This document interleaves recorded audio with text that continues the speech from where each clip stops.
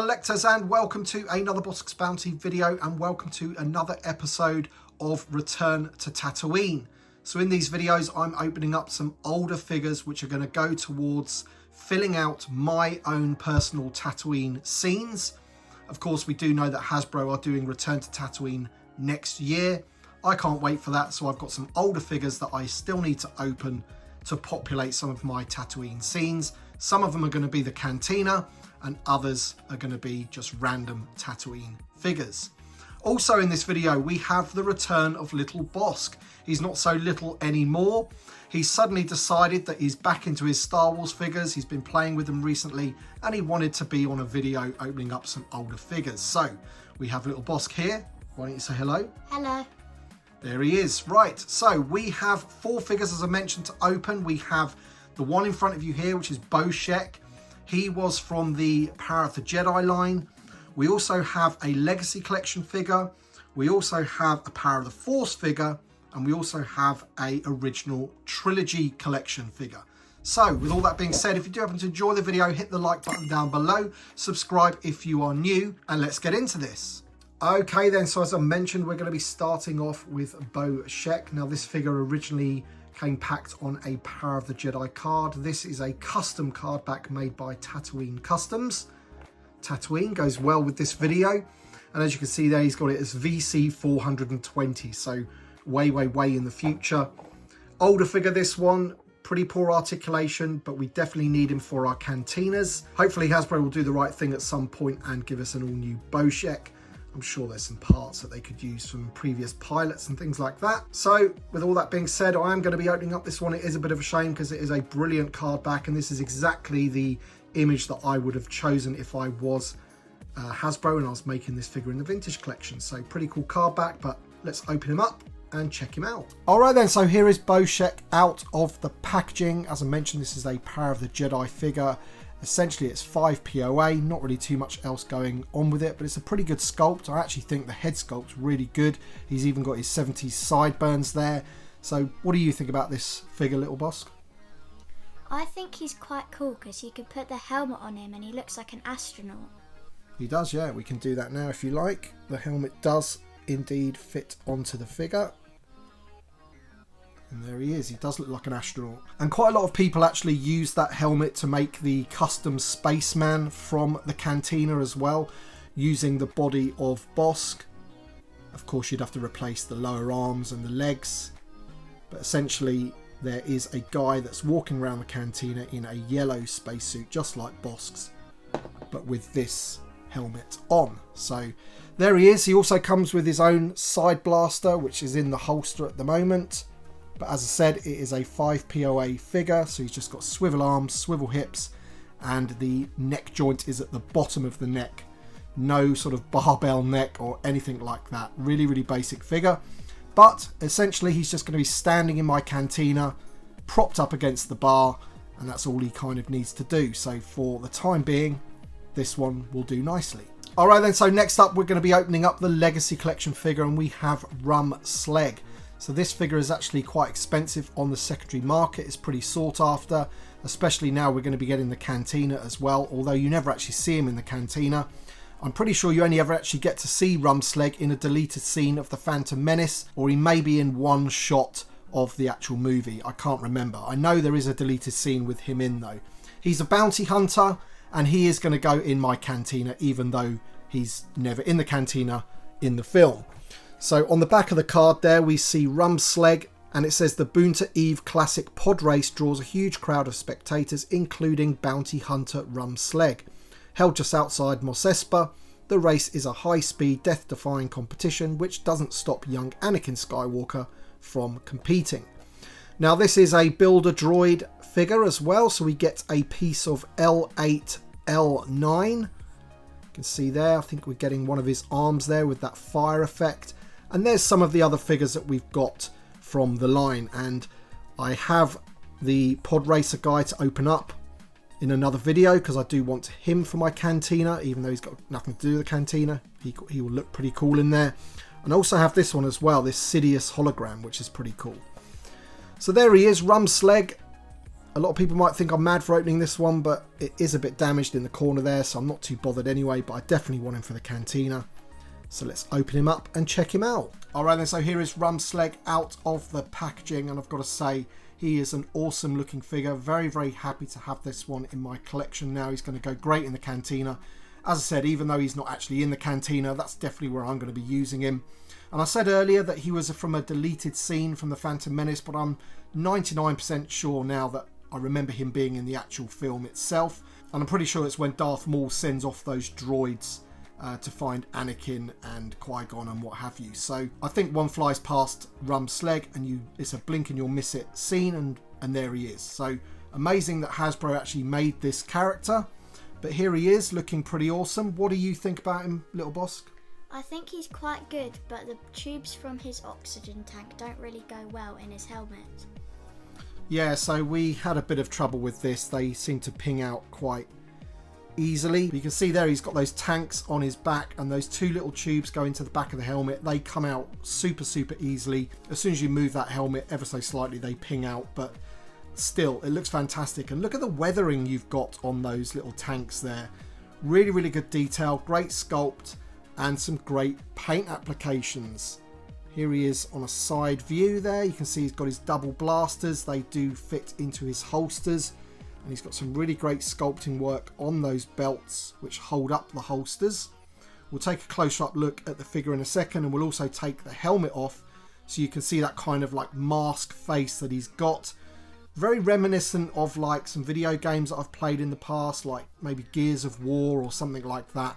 Really reminds me of like a character from that. But as I said, he is going to go into my Cantina, so let's just take a closer look. Okay then, so here we have a closer up look at Rumsleg, and you can see he's got that pretty cool astronaut helmet there, and there's that sort of oxygen tanks on the back with the pipes that go into the back of the helmet. You can see that one's already pinged out, and when you try and move that and try and, you know, connect it all together, it often pops out of his back quite easily as well. So it's not the best of designs, but it's still pretty cool. I appreciate the detail.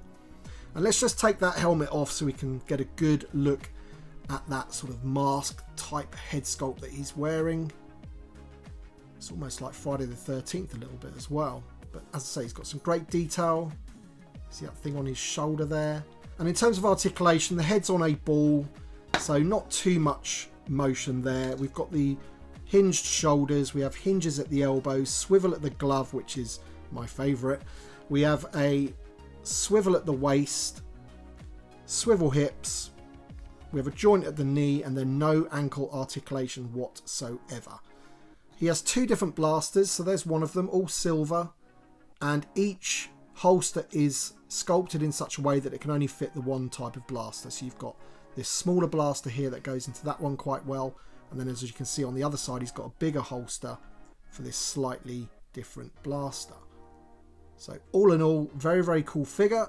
Also with the figure, here is the arm of that droid that was included, and the fire effect does remove as well, like so.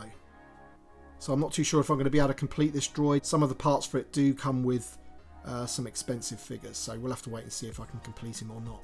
Alright then, so the third figure that we're going to be opening up is Aunt Beru with Service Droid from the Power of the Force. Now this figure actually got free as like a throw-in figure with another figure that I bought for my Tatooine themes, so why not open her up? I don't have an Aunt Beru in my collection loose, and she does come with that pretty cool Service Droid. So let's just take a look at the packaging, because this is the flashback photo Power of the Force. So you can see there we've got the image of Aunt Beru, and then when you move it down there you have Shmi Skywalker. So that is a pretty cool thing that was included. It's like an episode 1 flashback photo. Very cool. There she is in the bubble.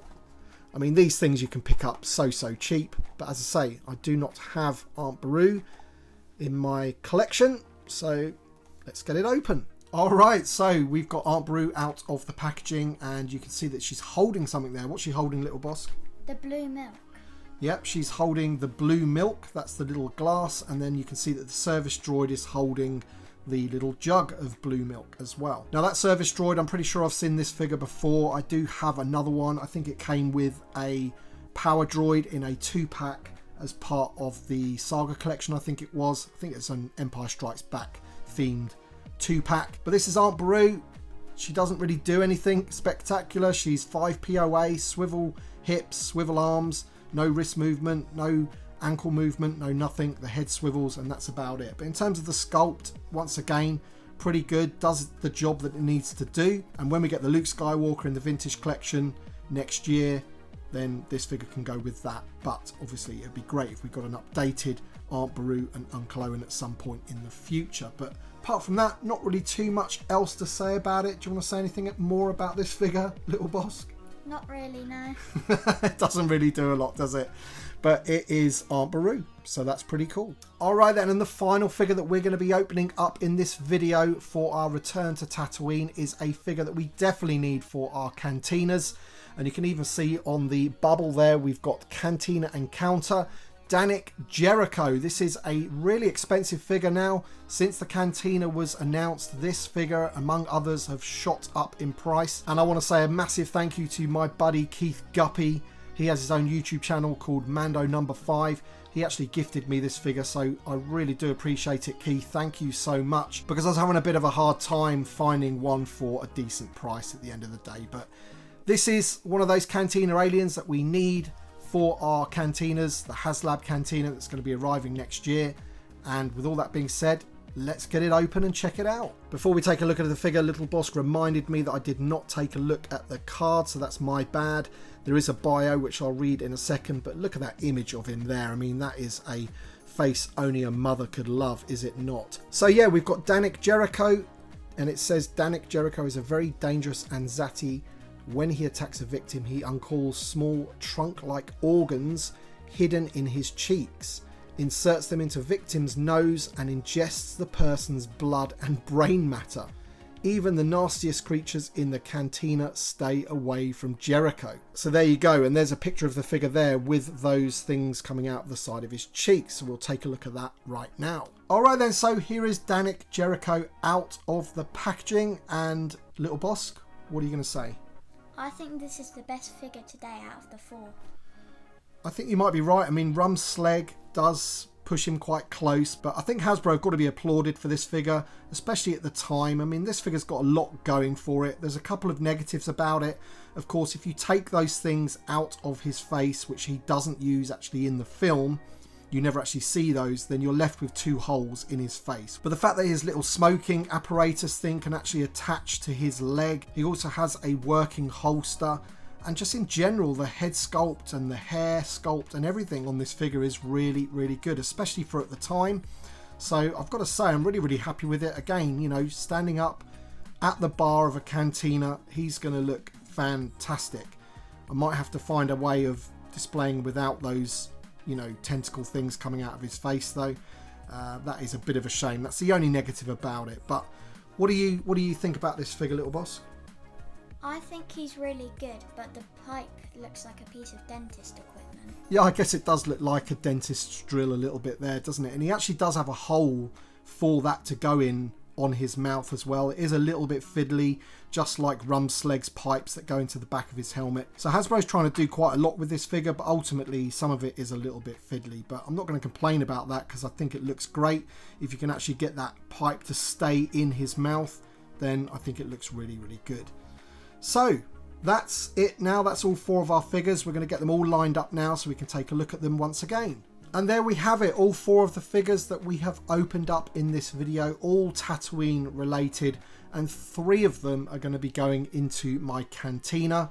When I say cantina, I've just got a few bar pieces and a few stools that we've, you know, managed to pick up over the years from Hasbro.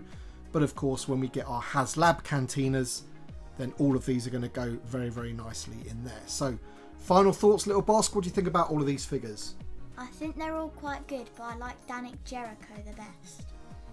Yeah, I think he looks pretty cool. I mean, all of them are pretty good, but I think Rumsleg and Danik Jericho are easily the best figures. I mean, Rumsleg's probably the newest figure that we've got. It's got the most articulation, and there's a lot of detail going on there. But this figure here, Danik Jericho, is a lot better than I thought it was going to be. I've had this figure before, but I never opened him up, and I must have sold him years ago. But now I've got him loose for my cantina. Very, very happy. So thanks once again for that one, Keith. Really appreciate it. So let me know your thoughts in the comment section below about all of these figures. I hope you're enjoying this Return to Tatooine theme before the real Return to Tatooine actually starts happening next year. Let me know your thoughts in the comment section below. Thank you so much for watching. Thank you to my Patreon supporters and channel members. Your support means a great deal to me, so thank you so much. Thanks for watching, everybody. And we shall see you on the next one.